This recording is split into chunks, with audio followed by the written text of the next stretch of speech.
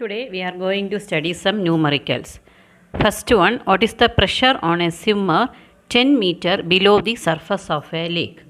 So you want to find out the pressure at a depth 10 meter. So here in the question it is given H equal to 10 meter and the density of the water, that is that is 1000 kilogram per meter cube, and G you taken as 10 meter per second square. So pressure at a depth, okay, that is that P equal to PA plus rho GH, that is PA is the atmospheric pressure.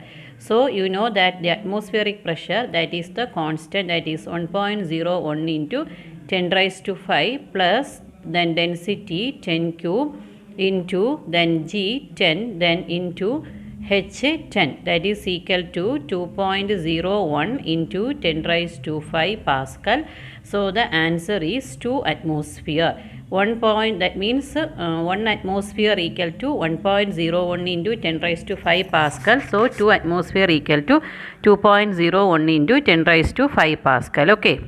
Question number 2. At a depth of 1000 meter in an ocean, what is the absolute pressure?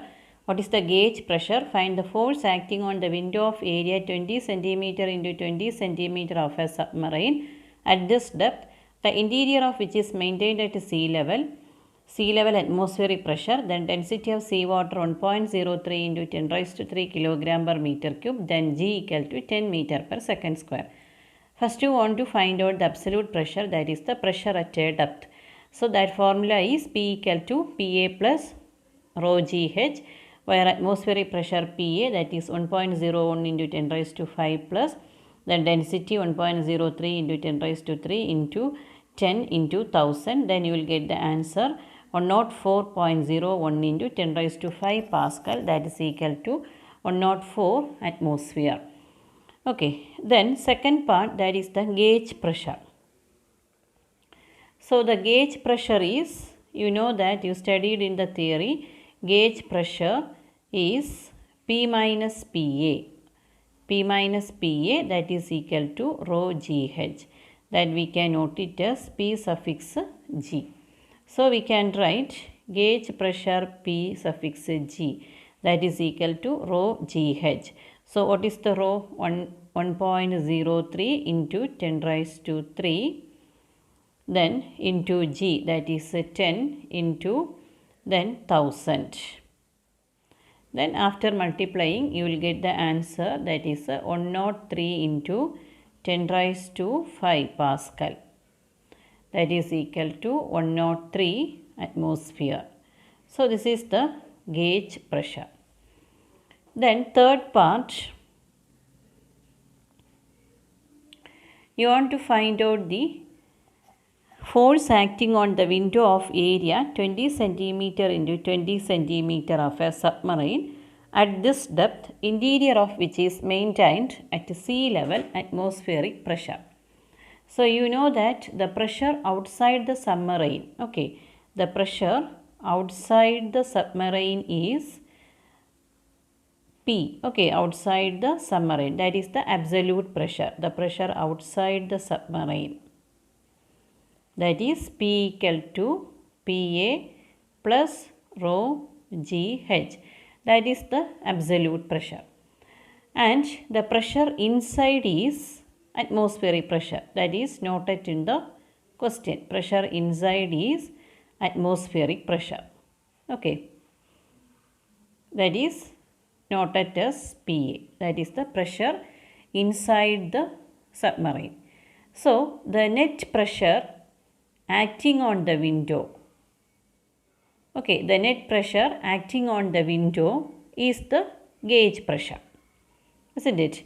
The net pressure acting on the window is the gauge pressure. Here pressure outside the submarine, that is P, that is the absolute pressure. Pressure inside the submarine, that is the atmospheric pressure. So what is the net pressure acting on the window? What is the net pressure acting on the window? That is the gauge pressure. Clear? Pressure acting on the window, that is the gauge pressure, that we can note it as window is gauge pressure. That is noted as PG. Clear? So once again, you want to find out the pressure at a depth, that is noted as P, that is the absolute pressure.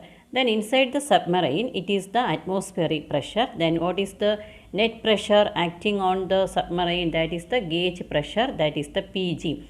That is equal to P minus PA, that we can write PG equal to rho GH. Okay. Then area of the window of the submarine, that is A equal to 20 centimeter into 20 centimeter. That is equal to 0.04 meter square. That is the area of the window.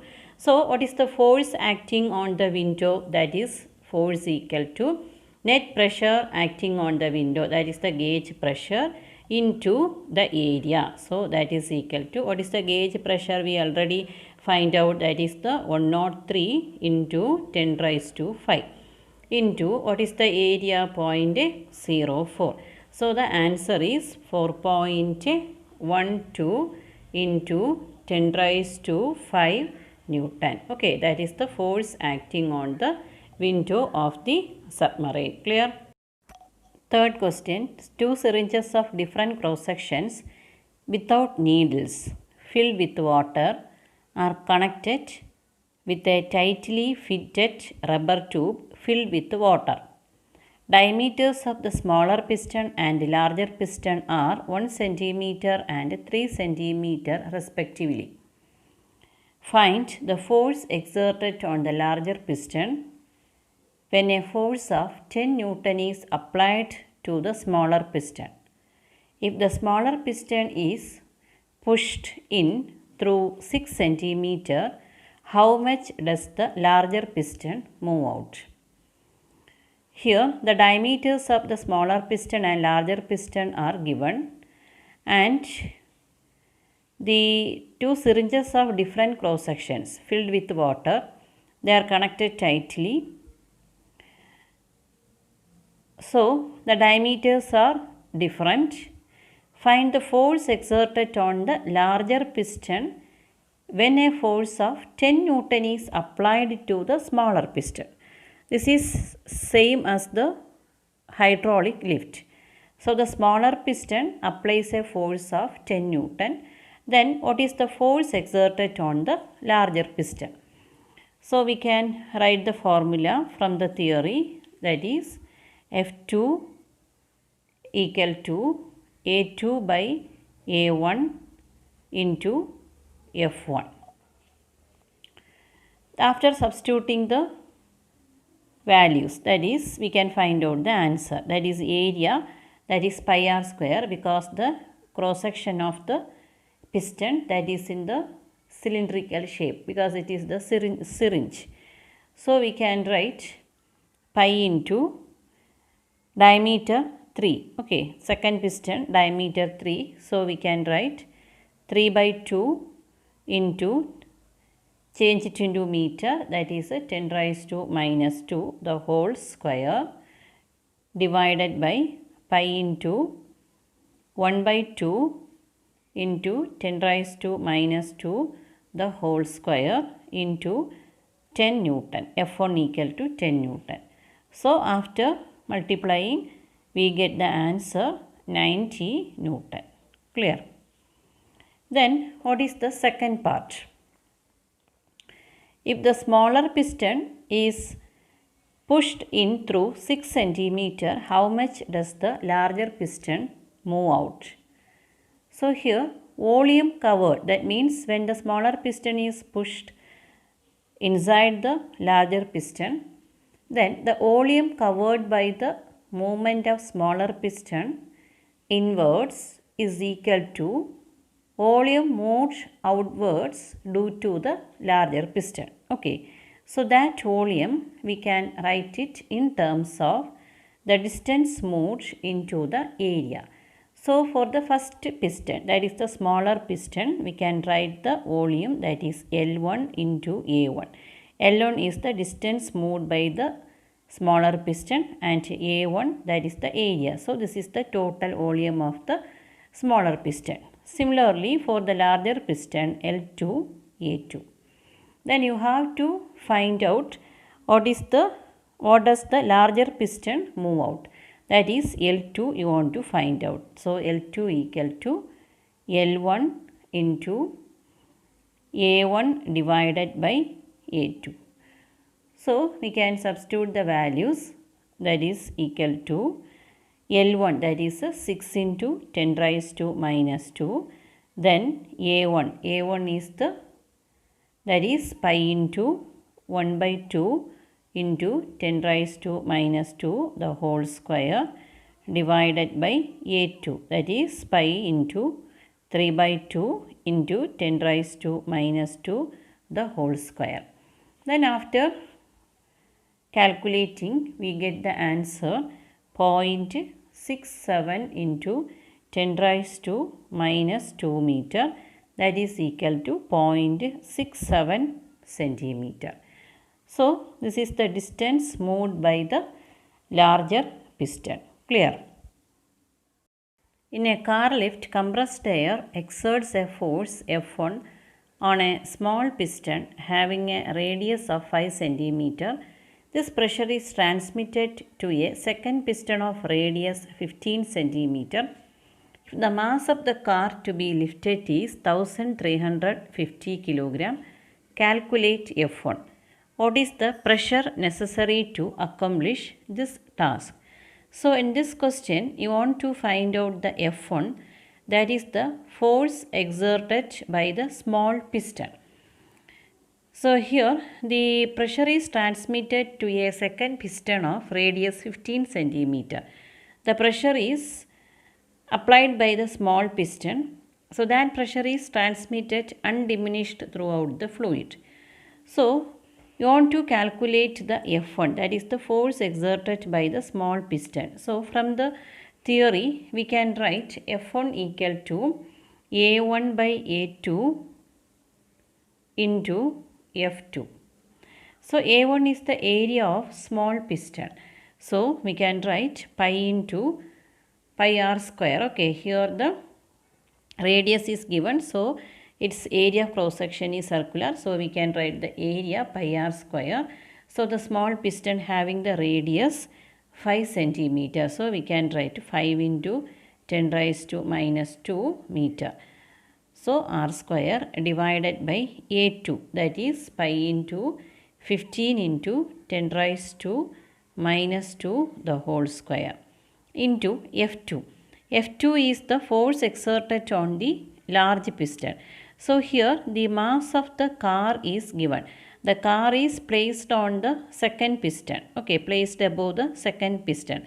So the force exerted on the second piston, that is the large piston, is in the upward direction. It is equal and opposite to the weight of the car acting downwards. So we can write F2 equal to mg, that is equal to the weight of the car. Because F2 is acting in the upward direction, then the weight of the car placed above is acting downwards. So we can write F2 equal to m into g. So what is the m here? That is 1350 and g, that is the 9.8, that is given in the question. So after calculating we will get the answer 1470 Newton. Okay, otherwise we can write 1.5 into 10 raised to 3 Newton. So this is the force exerted by the small piston. Then what is the second part? What is the pressure necessary to accomplish this task?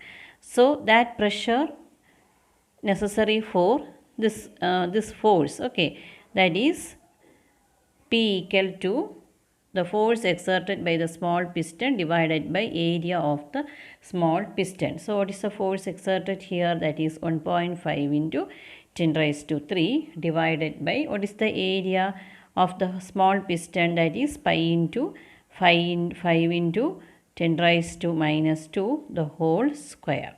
Okay, so we will get the answer 1.9 9 into 10 raised to 5 Pascal. Clear? So, this is the pressure and force. Clear?